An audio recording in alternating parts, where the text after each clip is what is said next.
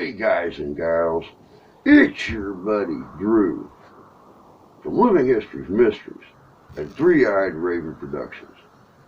You know, in our attempt to continuously search out those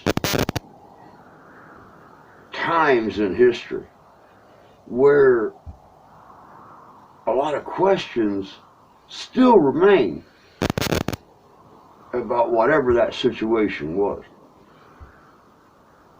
we often get drawn back to the times of the American Revolution, the short time before it and the short time following.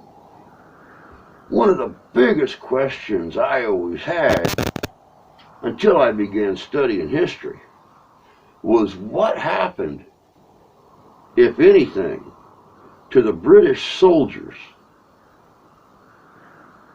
who fought back when they were attacked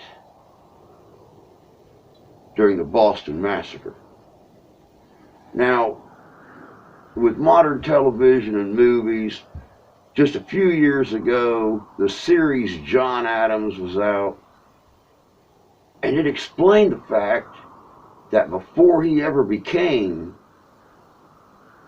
the President of the United States, that he was an attorney, and he actually took it upon himself to defend those British soldiers, because all they were doing was defending themselves.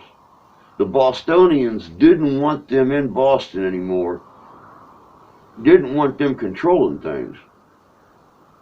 And when they started attacking them with ice and clamshells and snowballs, those soldiers, as a last resort, and still this is questioned, what really happened when they defended themselves. Now, history has told us that their commanding officer yelled, "Hold your fire." But with all the screaming and the yelling and the hundreds of people in the streets throwing things at him, that one British soldier possibly might have only heard fire.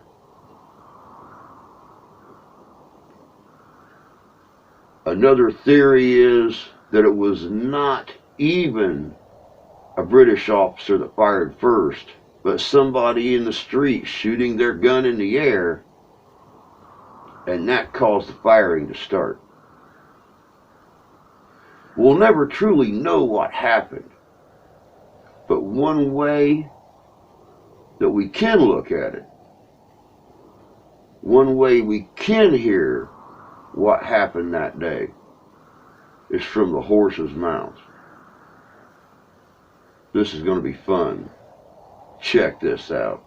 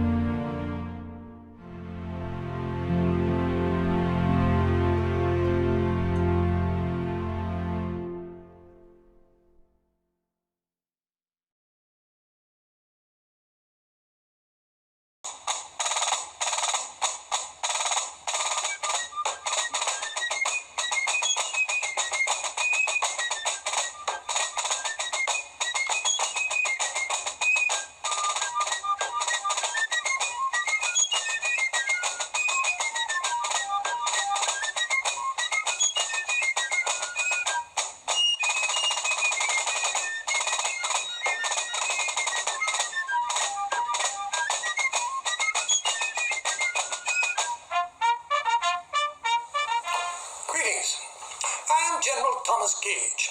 I address you now in my capacity as Commander-in-Chief of His Majesty George III's Armed Forces in North America. I initially came to this country in 1755 as part of General Braddock's expeditionary forces during what's known here as the French and Indian War.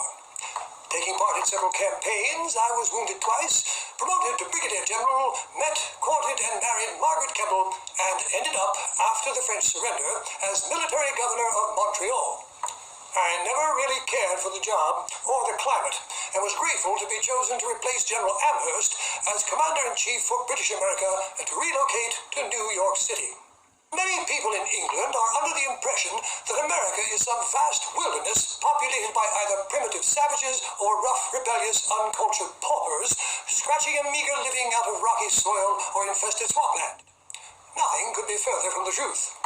Visitors to New York, Boston, Philadelphia, or Charleston are amazed to find a populace that are, in fact, extremely prosperous and surprisingly well-cultured, engaging in much the same pastimes one might find in London. Musical evenings and theater are quite popular, as are parties featuring dancing in large city taverns, in the manor houses of well-to-do plantation owners, or even in barns in farm country. The populace is quite well-fed.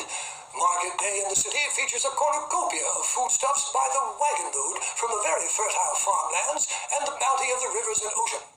Ladies and gentlemen copy the latest fashions in clothing of the finest materials and trimmings, and local tailors produce very respectable clothing for tradesmen and their families. There is no lack of employment in the numerous trades, especially the building trades in the ever-expanding cities which continue to absorb the flood of immigrants from the British Isles and Europe who come to this country seeking the opportunities denied them in their homelands. The people are reasonably well educated. There are academies and colleges in most of the larger cities, and the wealthiest send their sons to study abroad. Newspapers flourish throughout the colonies, and print shops produce a steady stream of books and pamphlets. So, the people of the colonies are as well-fed, well-dressed, well-entertained, and well-informed as any population in Europe. The majority are loyal to their king and proud of their heritage as British subjects. Even in Boston, which has a reputation for stubborn resistance to Crown policy, British officers and royal officials enjoy the hospitality and pastimes of that city's first families. However, the so-called loyalist population find themselves in an unfortunate and unfair position. Descendants of the first settlers, they have traditionally considered themselves proper British subjects and have maintained a cordial and prosperous relationship with the mother country. They do not object to paying their share to defray Crown expenses, and if there are particular grievances, they trust that their objections will be given a fair hearing by Parliament and the Crown. They are appalled by the violent and destructive behavior of the so-called patriots and look to the Crown to guarantee their safety in the face of growing political and civil unrest. As Commander-in-Chief in North America, it has been my duty to maintain order and enforce parliamentary authority. Unfortunately, resistance to Parliament's efforts to impose taxes to raise monies necessary to support the British Army and Crown officials in this colony has grown significantly, especially in Massachusetts, since the end of the late war. The rallying cry of the resistance is, no taxation without representation, as there are no representatives in Parliament from the colonies. The Sugar Act and the Stamp Act failed and were succeeded by the Townshend Acts of 1767, which fixed taxes on many goods that could not be manufactured in the colonies and had to be imported from England. These and other acts were aimed at curtailing smuggling and permitted authorities to search houses and businesses for smuggled goods and increased the number of Vice Admiralty courts for prosecuting smugglers. Though these acts were eventually repealed by Parliament, they served to increase resentment against the Crown. I have warned London that efforts to pass legislation which appears punitive or weighted against colonial subjects would miscarry. My name is John Adams. Imagine hearing an alarm for a fire, but then finding no fire, then discovering that things were much worse. By March of 1770, the situation in Boston had indeed gone from bad to worse. The Stamp Act, the repeal of said Stamp Act, the near immediate passage of the Declaratory Act, Charles Townshend and his slate of odious acts. And when the good people of Boston dared to complain that these taxes and enforcements were passed without any colonial representation in Parliament, England sent regiments of soldiers to enforce the laws and subjugate the protesters.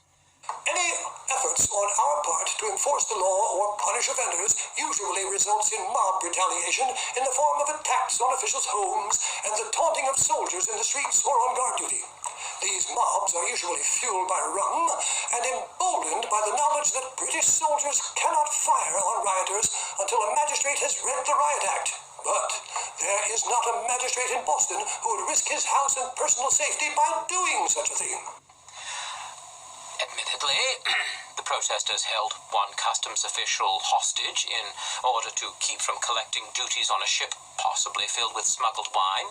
They also rioted and tarred and feathered customs officials, but nevertheless, soldiers enough for 1/4 of the town's population were sent to occupy Boston. Soldiers that quartered at the edges of our city, held the city itself captive, even took warehouse jobs during their off-duty hours. I had previously informed Lord Hillsborough, the colonial secretary in London, that my troops were in constant danger of assault and could not retaliate without suffering by law. And though 1/2 of our troops had been removed from the city, incidents of confrontation between the people of Boston and His Majesty's soldiers have increased in frequency and violence to the point of armed response, as was demonstrated by the so-called massacre, which took place on March the 5th. This massacre was preceded by an unfortunate incident on the 22nd of February. On that day, an 11-year-old boy by the name of Christopher Sider was shot and killed by one Ebenezer Richardson, a customs official, who was defending his home from a mob that was throwing stones, one of which broke a window and struck his wife. Richardson fired into the crowd, wounding the boy, who died that evening. Richardson was convicted of murder, but was granted a royal pardon on the grounds that he had acted in self-defense. As you can imagine, the situation in Boston had gone from bad to worse. Insults from workmen led to fights in the streets with soldiers. It was the dead of winter, yet a burning fire was raging. After that, it was only a matter of time before something more desperate would occur. Ironically, on March the 5th, the day the disputed Townshend Acts were repealed by Parliament in London, a large and belligerent crowd harassed and assaulted British guards at a custom house in Boston. Fearing for their lives, and without orders from their officer, Captain Preston, to do so, the soldiers fired into the crowd, killing 5 and injuring 11 more. This incident has been labeled the Boston Massacre. And on the 5th of March, 1770, as I was dining with friends on the southern side of town, the alarm bell rang out. That bell was sounded to call every able-bodied man in aid to put out a fire. What I did not realize was that this fire could not be doused with water. It was raging in the hearts of men. And by the time my friends and I arrived at the customs house on King Street, there was no sign of a fire, not even of a dispute. What I did not know was that supposedly some argument over a soldier not paying his barber led to a bit of violence, which led to more people gathering, which led to more argument, which led to more violence. A group of angry Bostonians made their way to the custom house, where soldiers were gathering to fortify their numbers. It all culminated with 8 soldiers and the day's officer, Captain Thomas Preston, attempting to find peace with or fend off an angry mob of over 200. Between the shouting and the scuffling, the word fire was shouted out. Now, whether or not the words do not were placed before that word fire were painfully unclear. It was also uncertain who shouted the words. But in a moment of anger, confusion, desperation, shots were fired. And 5 men died on that night, and a 6th soon after. None of this was clear to me as I walked to my house in Boston, along a stone-faced regiment of soldiers, standing in formation. I was unaware of this when I assured my restless wife that all would be well. I knew none of this when I entered the law office the next morning, mere steps away from that exactly confrontation. Soon I became all too aware. A man named James Forrest ran into my office. He was known as the Irish Infant, and he was living up to his title. Tears were streaming down his pink, swollen cheeks as he unleashed his plea to me. I am come with a very solemn message from a most unfortunate man, Captain Preston, in prison. He wishes for counsel, but can get none. I have waited on Mr. Quincy, who says he will engage if you will give him your assistance. Without it, positively, he will not. Even Mr. Archmuty declines unless you will engage. Now, I will say I had no hesitation in answering that counsel ought to be the very last thing that an accused person should want for in a free country. He must be sensible, however, that this would be as important a cause as ever was tried in any court or country of the world, and that he should not expect from me art or address, sophistry or prevarication in any such cause, nor anything more than fact, evidence, and law would justify. Captain Preston, he said, he requested and desired no more, that he had heard such an opinion from all parties of me, that he could cheerfully trust his life with me upon those principles. And he said, as God is my judge, I believe Preston to be an innocent man. I said to Forrest, that must be ascertained by his trial.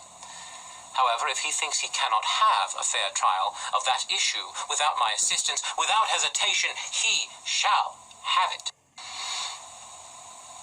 That may have been a bit of an exaggeration. I had many reasons for hesitation. My wife, my children, Nabby and John Quincy, young Charles only a few months away. If I were to represent British soldiers in a city occupied by the British, filled with people angry at the British and those who would sympathize with them, what would become of them? What danger was I putting them in if I agreed to serve? What would become of my career as a lawyer? Would I be able to practice the law in Boston, in Massachusetts, in any of the colonies? What was the danger if I were to be seen as a defender of these, the most hated men in all of Boston? Yet, while I knew the danger was great, I could not deny the further danger if I did not defend these men. Every man deserves a fair trial, even those most hated of men, those lobsterbacks.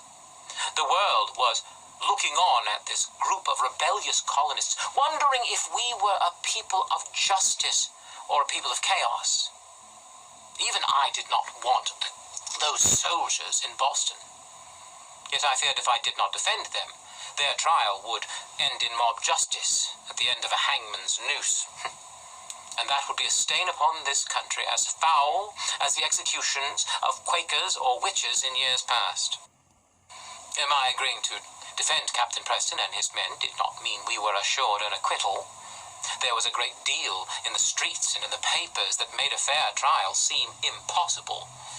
For instance, a pamphlet was being printed, purportedly with the assistance of my cousin Samuel and the Sons of Liberty, with a rather blatant intent to sway opinion. A short narrative of the horrid massacre in Boston, perpetrated in the evening of the 5th day of March 1770 by soldiers of the 29th Regiment, with some observations on the state of things prior to that catastrophe. Almost as soon as the soldiers were arrested, a rather prejudiced engraving entitled The Bloody Massacre was being sold by Paul Revere, who had made a copy of Henry Pelham's engraving and simply put it to market sooner. It was a very one-sided depiction of the scene of March 5th. The men of Boston were conveniently absent any snowballs, ice balls, or cudgels in their hands, seeming innocents being attacked by the British for no reason whatsoever. Certainly not because they had been accosting or insulting or threatening those soldiers that night or numerous times before. After Captain Preston had been arrested and imprisoned for his trial, he sent a letter to the Boston Gazette giving his gratitude to the inhabitants of this town, who, throwing aside all party and prejudice, have with the utmost humanity and freedom stepped forth advocates for truth in defense of my injured innocence.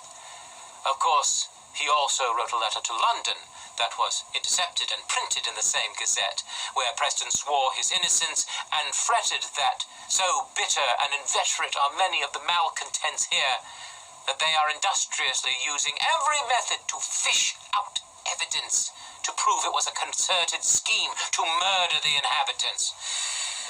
None of these gave great courage to a lawyer attempting to defend already hated men.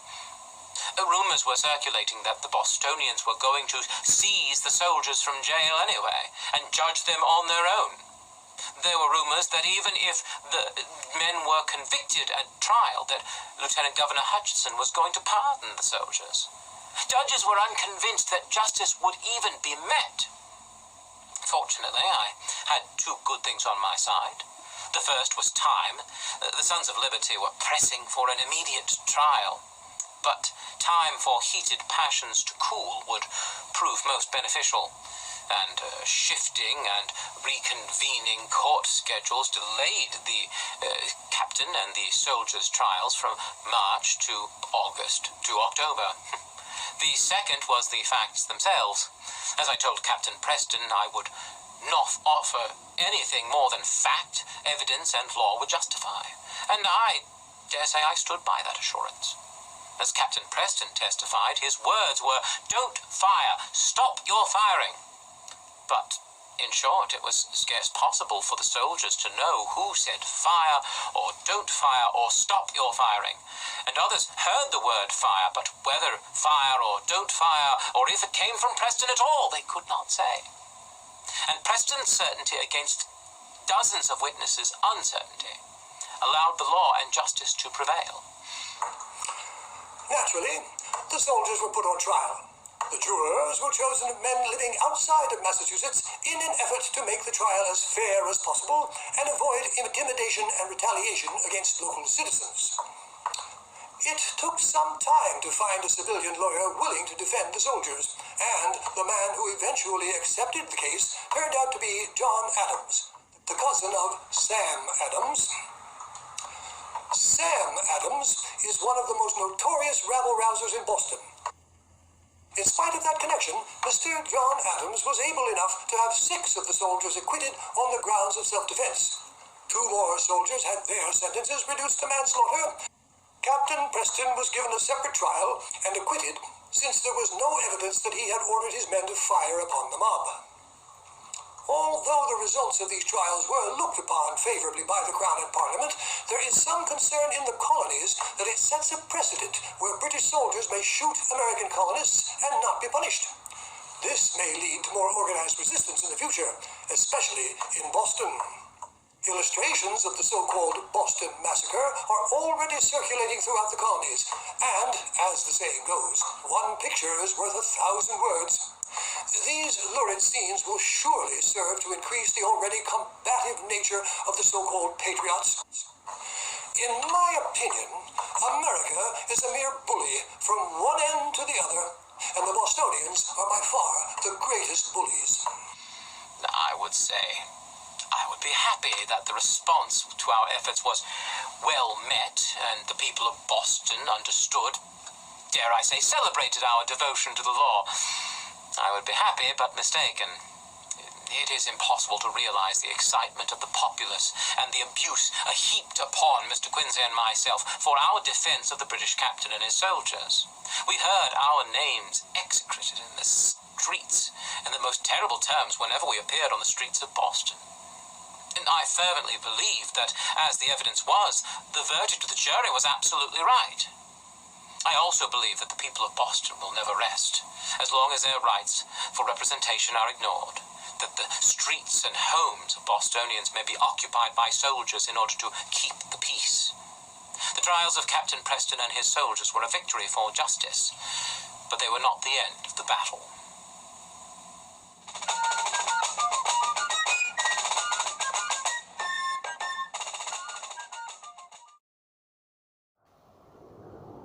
And there you have it, guys. What really happened, we'll never know. But right there is one track in the snow through history Is it exactly what happened? God only knows. Mistakes were made. Things occurred. What can you do? Still today, mistakes are made. Results occur. And there's always going to be questions.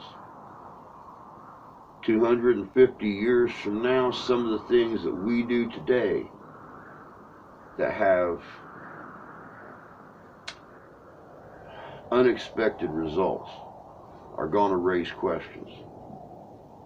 Let's hope 250 years from now, they have the access to look back at our time and make a decision for themselves.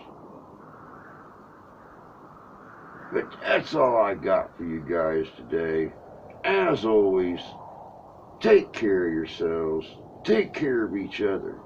God bless you. God love you. We do. We'll see you in history.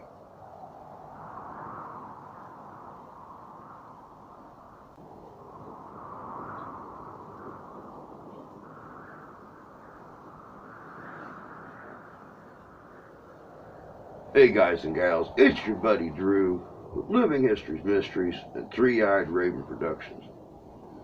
You know, in the last year or so, we have made a lot of new friends here on the platform, and I'm always more than happy to share out your channels, talk about what you do, even show some clips from some of your videos.